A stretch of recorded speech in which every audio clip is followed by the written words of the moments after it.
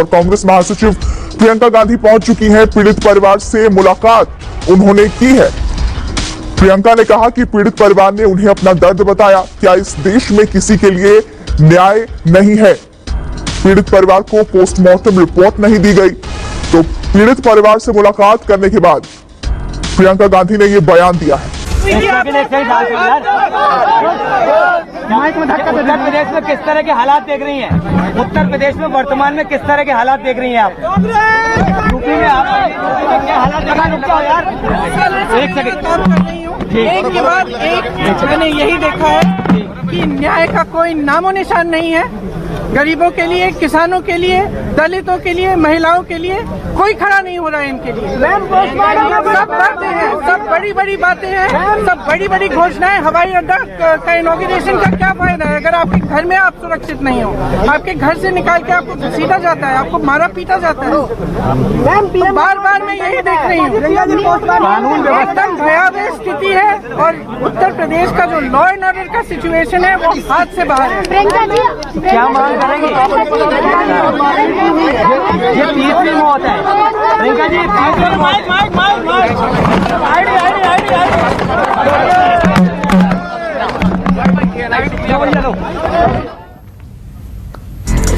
तो कांग्रेस महासचिव प्रियंका गांधी को आपने सुना, जो आगरा पहुंची। पीड़ित परिवार से मुलाकात करने के बाद उन्होंने बयान दिया कि परिवार ने उन्हें अपना दर्द साझा किया है और सीधे तौर पर लॉ एंड ऑर्डर पर सवाल उन्होंने उठाए कि यूपी में लॉ एंड ऑर्डर की जो हालत है वो बेहद खराब है।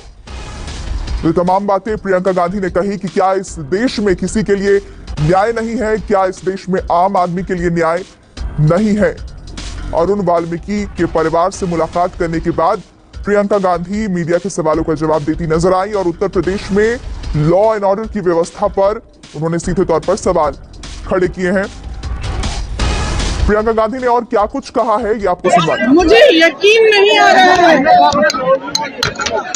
कि इस सदी में ऐसी चीजें किसी के साथ हो सकती हैं। आगरा में अरुण वाल्मीकि की पुलिस हिरासत में हुई मौत पर राजनीति गर्मा गई है।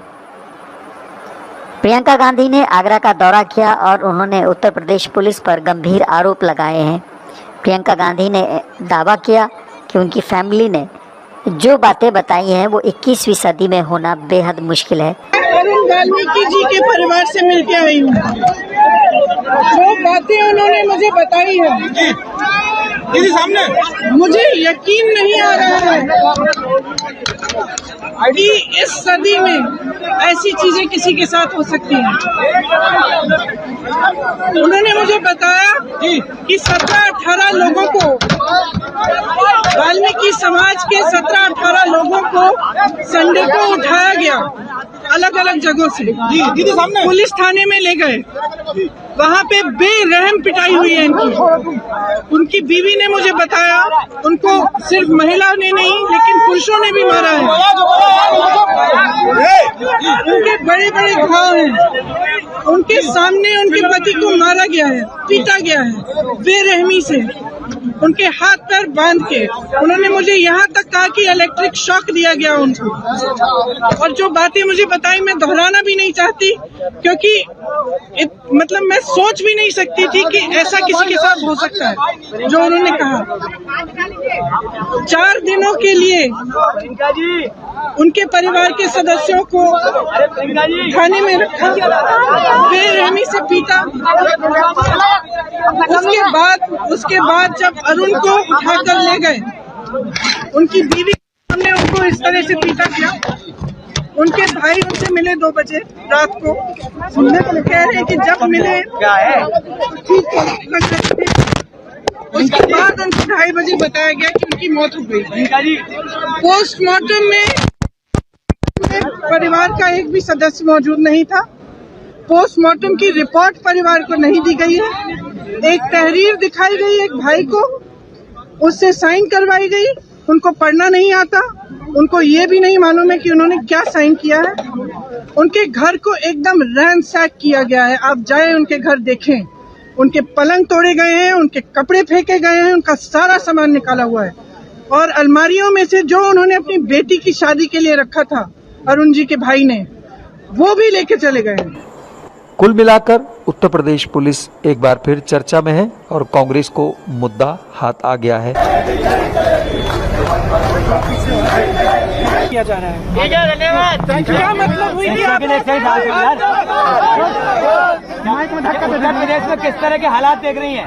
उत्तर प्रदेश में वर्तमान में किस तरह के हालात देख रही हैं आप?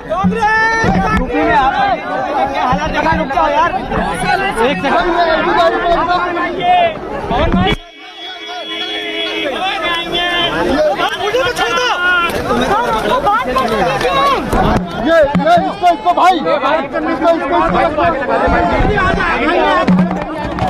तो कांग्रेस महासचिव प्रियंका गांधी को आपने सुना। पीड़ित परिवार से मुलाकात के बाद उन्होंने तमाम बातें कही और राजस्थान सरकार मुआवजा देगी, ऐसी बात भी उन्होंने कही है। चलिए बात पंजाब की। हमारे चैनल को लाइक, शेयर और सब्सक्राइब जरूर करें और नई अपडेट्स के लिए बेल आइकन दबाना ना भूलें।